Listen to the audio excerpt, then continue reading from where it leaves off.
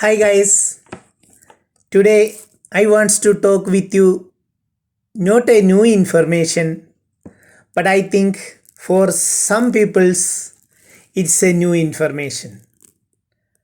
From any one of you commenting that it's a new information for me, then I am so happy and satisfied. Did you know that in an aircraft, where is the fuel tanks are located? Commercial airlines are built to carry as much weight as possible.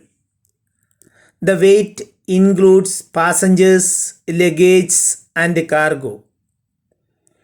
Bottom half of the plane is using for carrying luggages and cargo, and the upper half for passengers.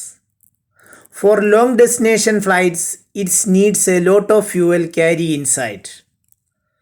Some of them are flying with 315,000 liters of fuel inside.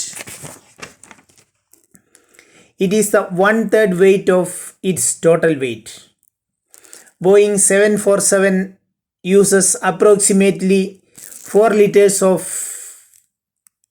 fuel every second, means 214 liters per minute and 14,400 liters per hour.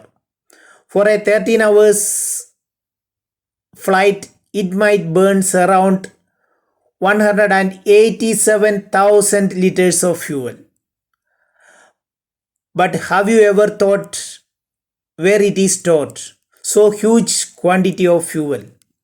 Yes, it is stored inside of the wings. Most of the passenger planes, both small and big, have fuel stored inside of the wings. Thank you for watching my video and see you again.